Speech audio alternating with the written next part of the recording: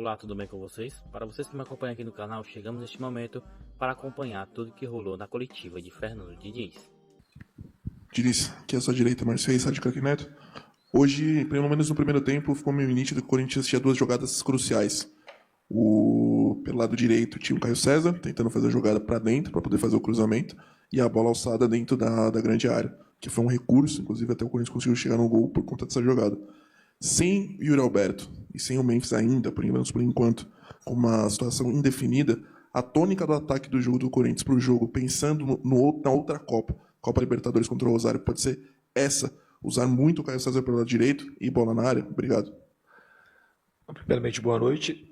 Não necessariamente, é que esse jogo pedia isso. Eu não imaginava que o Inter fosse jogar do jeito que ele jogou lá em Porto Alegre. Ele não pressionou a gente praticamente em momento nenhum. E aqui a gente já imaginava que o jogo seria esse, de ter uma linha de 5, mais 3 volantes e mais os 2 atacantes ajudando na marcação.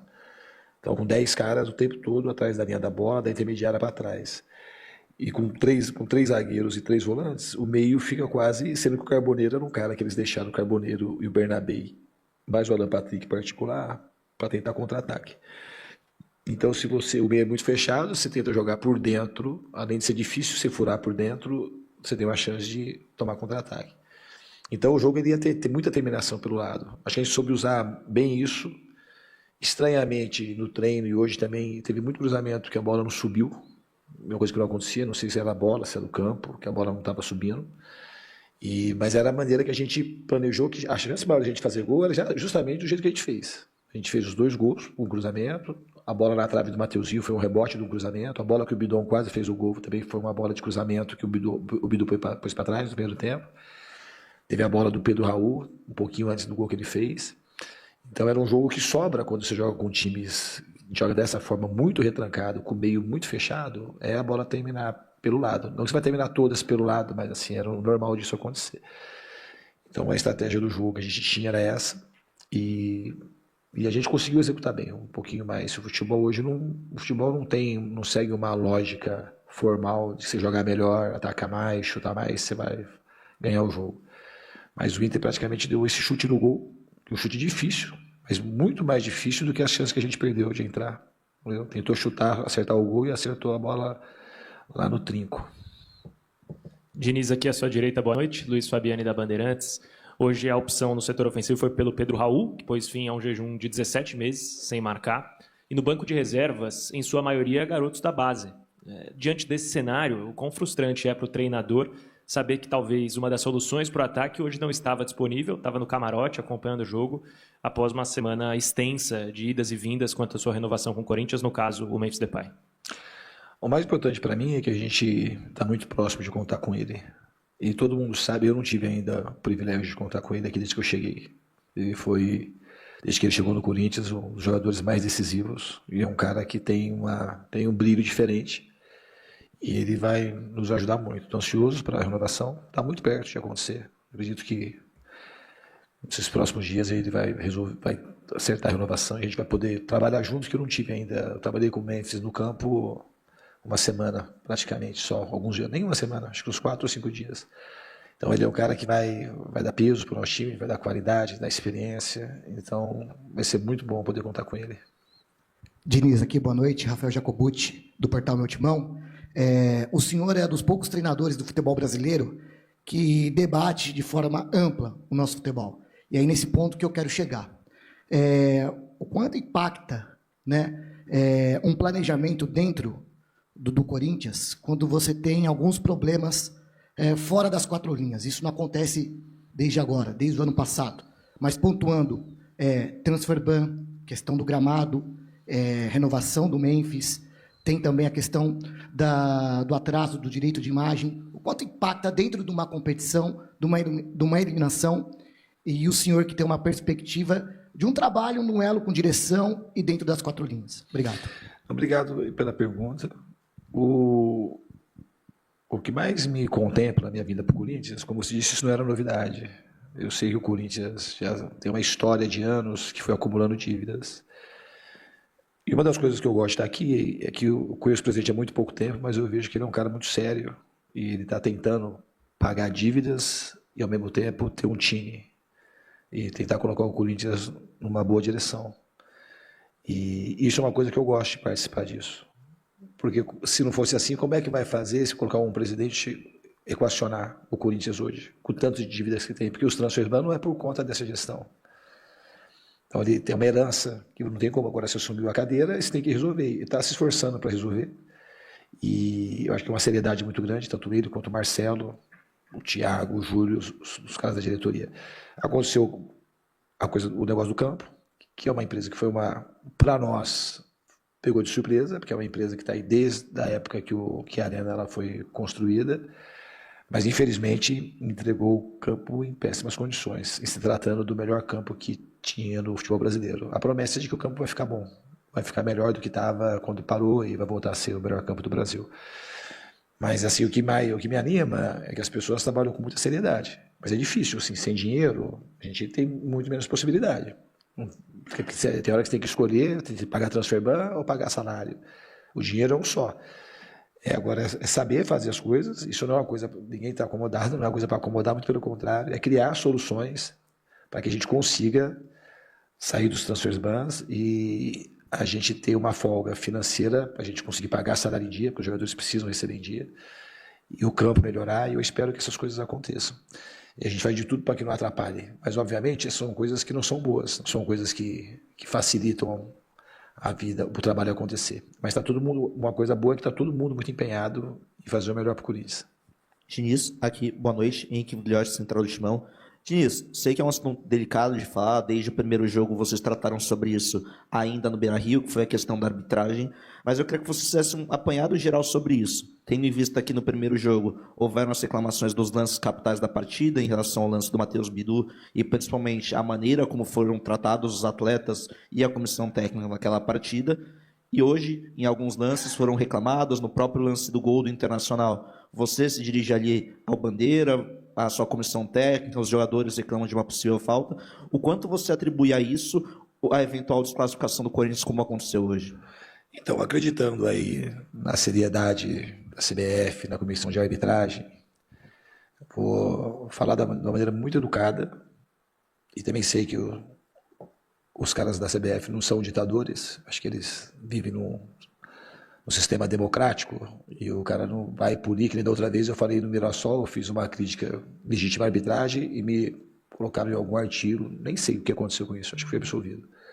Mas como você me pergunta, eu acho como treinador e um cara partícipe do futebol, totalmente envolvido e comprometido com o jogo de futebol, coisa que eu mais amo fazer na minha vida, eu tenho que falar as coisas que eu vejo. Lá foi pênalti, claro, do Bidu, e aqui foi claríssima assim a falta. Como é que aquilo no Caio César não é falta? Quem que vai falar que não é falta? Estava na minha frente, ele estava do lado. E eu falei para ele, o que mata a arbitragem é a falta de critério. Tem muita falta de critério de um árbitro para o outro e tem falta de critério no mesmo árbitro, no mesmo jogo, como foi esse de hoje. Ele deu um monte de falta, como aquela, que foi muito menos falta do que essa do Caio César, ele deu, só você vê a imagem. Então, o empurrão, que o Gustavo Henrique estava sendo agarrado na área, ele empurra para poder se desvencilhar da marcação, ele dá falta. E o VAR não chama. E o lance aconteceu, foi um contra-ataque perigoso, depois de 4 segundos o Benítez estava fazendo o gol. E foi determinante para o resultado do jogo. Outra coisa que aconteceu no jogo, como é que não vai falar? Ele deu 9 minutos no jogo, ele não fez menção nenhuma de dar um cartão amarelo para o Inter. O Inter fez cera, o goleiro caiu no chão, entendimento, todo mundo cai, todo mundo cai, todo mundo cai. Ele deu só 9, porque o jogo era para ter tido muito mais. Lá já teve muita pouca bola rolando e aqui também. Mas eles não têm preocupação nenhuma de fazer o jogo andar.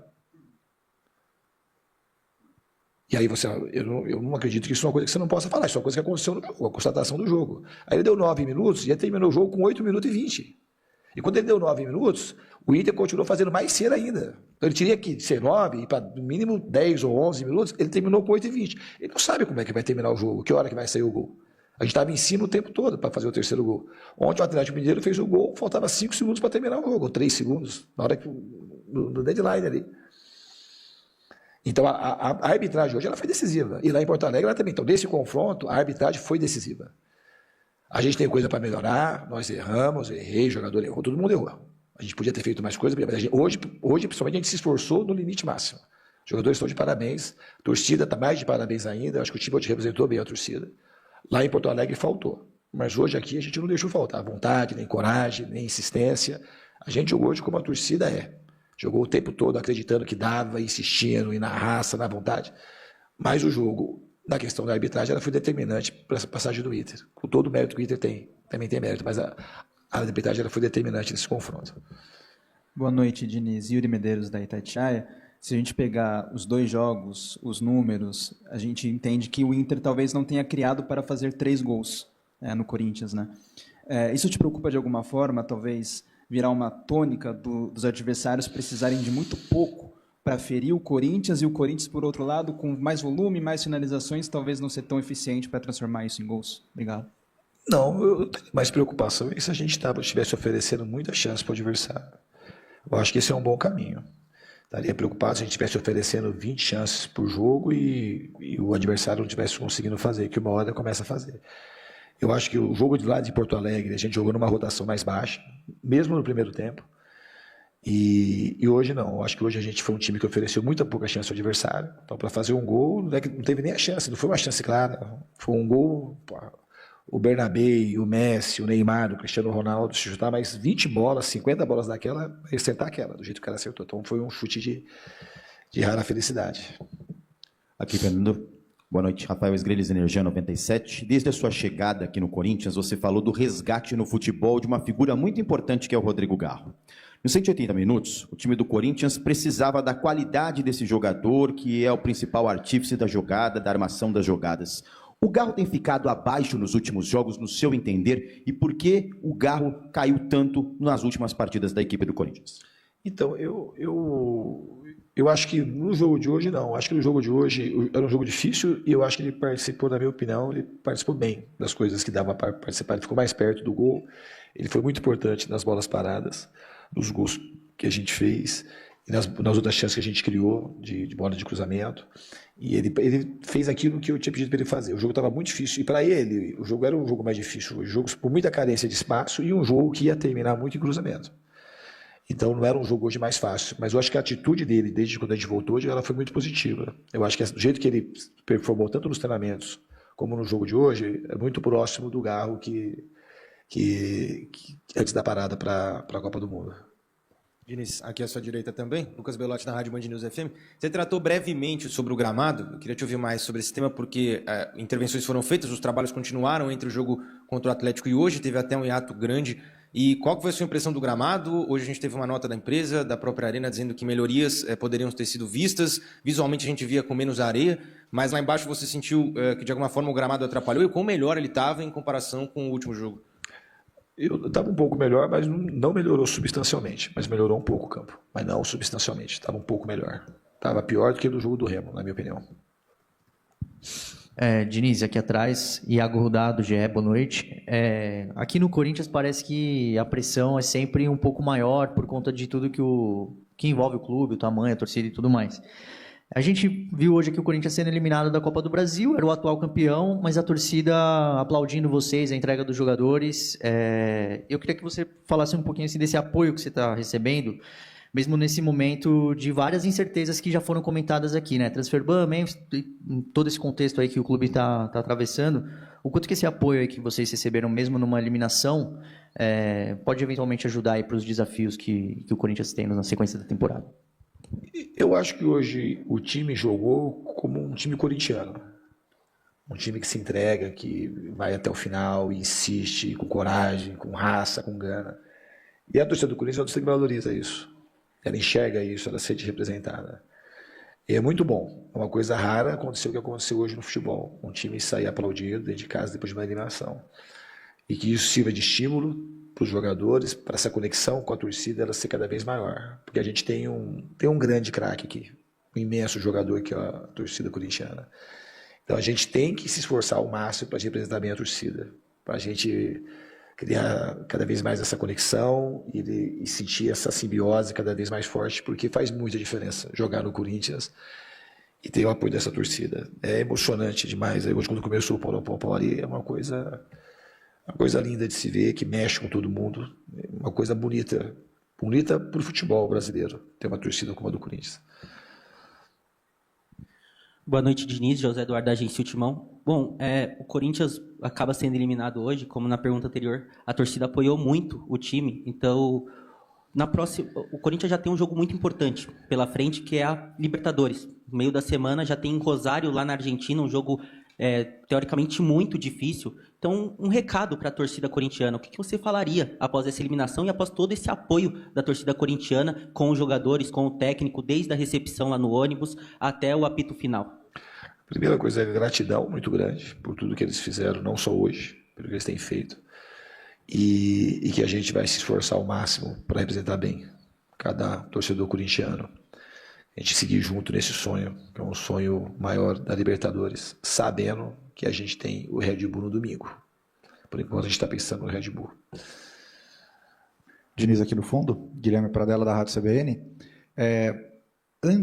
Logo depois da pausa da Copa do Mundo, muito foi perguntado para você o tempo que o Corinthians teve para treinar, as correções que você tentou fazer, e você citou que não tinha tido tanto tempo assim, que você precisou recuperar jogadores, e que o desempenho que o time teve, por exemplo, contra o Remo, tinha sido muito parecido contra o Grêmio.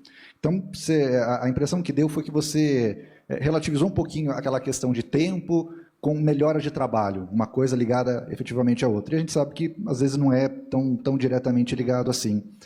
Pensando em Libertadores da América e pensando, talvez, em subir mais dentro do Campeonato Brasileiro, que tipo de correções que você vai tentar buscar para fazer esse time retomar as vitórias ou conseguir subir mais na tabela de classificação do Campeonato Brasileiro, e também pensando nesse jogo da Libertadores da América que está se aproximando já? Eu acho, Pradella, que a coisa mais importante, eu sempre falo isso em relação, quando pergunto o meu trabalho, e quando uso principalmente a palavra dinizismo. O que eu tento fazer com os jogadores de todos os clubes que eu vou passando é dar consciência de que o futebol é uma coisa que exige da gente o máximo o tempo todo. A parte tática, ela não é a coisa, para mim, ela não é a coisa mais importante de futebol, embora eu trabalhe muito as questões táticas. Fico muitas horas no campo e repito. Ela acompanha uma coisa maior, que é uma mudança para mim de consciência de que o futebol é a nossa vida, que é muito importante, que a gente não pode relaxar, que a gente tem que entregar o nosso máximo. Se você fala qual é a correção que eu quero fazer, não sei se a palavra certa é correção. É isso ser cada vez mais intensificado na cabeça e no coração dos jogadores, para a gente se entregar ao máximo com tudo que a gente tem, na questão que a gente tem domínio do nosso comportamento. E isso é a correção que eu acho que a gente fez do jogo de Porto Alegre para o jogo de hoje. É uma questão anímica, uma questão de que você vai entregar tudo, porque o resultado você não controla. Os números de hoje, principalmente, são números que você fala assim, o jogo não era para ter sido 2-1 pelos números que aconteceram no jogo. Tem mais de 70% de posse de bola, você finaliza mais de 10 vezes no gol, 5 vezes no gol, o adversário finaliza uma, e o jogo fica 2-1, a gente teve 9 escanteios, o Inter teve 1. Então a gente foi muito superior em tudo e o placar foi uma vitória no placar mínimo. Isso a gente não controla, mas o empenho que a gente teve é uma coisa que está no nosso domínio. E isso é uma coisa que eu acho que a gente tem que tomar cada vez mais consciência para poder entregar aquilo que a gente precisa em termos de vontade, de dedicação, de coragem, para a gente seguir bem na temporada e principalmente nesses jogos decisivos de mata-mata. Diniz, boa noite. Wilson Soto, aqui da Rádio Z. Minha pergunta é em relação ao Pedro Raul. Depois da somatória de jogos em relação ao Inter fora de casa, com o Guinegão e o Pedro Raul hoje como titular, o quanto esse gol do Pedro Raul e a torcida motivando ali desde o início, gritando o nome dele, apoiando, o quanto isso ajuda você a solucionar um problema com a ausência do Yuri Alberto? Eu estou muito feliz por ele ter feito o gol, por ele ter participado bem do jogo. Antes dele fazer o gol, ele quase tinha feito um gol em situações parecidas, talvez até um pouco mais fácil que o gol que ele acabou fazendo. Ele deu trabalho para os zagueiros o tempo todo. Então é um jogador que a gente ganha para a sequência e que ele aproveite, a gente espera de fato que ele aproveite o gol e essa injeção de ânimo que ele teve para jogar com mais tranquilidade. Porque o Pedro Raul, embora ele não tenha performado aqui ainda do jeito que ele pode performar, ele é um jogador que no Ceará no passado fez bastante gol e a passagem dele no Goiás foi muito boa. Foi um jogador que naquela época todo mundo no Brasil queria o Pedro Raul, ao final da temporada de 22. Ele quase foi artilheiro do campeonato, num time que foi rebaixado, se não me engano, naquele ano. Quase rebaixado. Não foi rebaixado? Não, foi quase rebaixado o Goiás naquele ano. Ele conseguiu quase ser artilheiro. O Cano foi artilheiro, com acho que um ou dois gols na frente dele naquela temporada. Então é um jogador que sabe fazer o gol, um jogador alto, um jogador interessante para você ter como opção. E eu espero de fato que ele consiga crescer e ganhar uma estima bastante positiva para nos ajudar até o final da temporada. Diniz, boa noite. Diego Fernandes, Rádio Coringão. Diniz, queria que você falasse um pouquinho sobre a próxima partida do Corinthians, que é justamente contra o Red Bull Bragantino. E o Corinthians está, pelo menos nos últimos jogos, jogando em Bragança Paulista, vem de resultados muito ruins.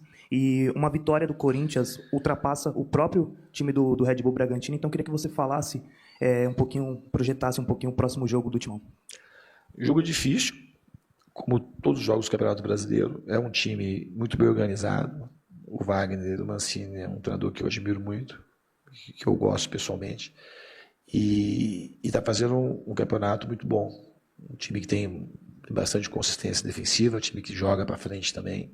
Então a gente tem que procurar fazer o nosso melhor. Obviamente que a gente tem que ver como que a gente vai tratar esse jogo. Por conta do jogo de hoje, tem menos que os jogadores vão dormir hoje 2, 3 horas da manhã. Aí no sábado, para a gente definir o que vai ser a melhor estratégia para o jogo do Bragantino, do Red Bull Bragantino. Obrigado, Diniz. Boa noite a todos.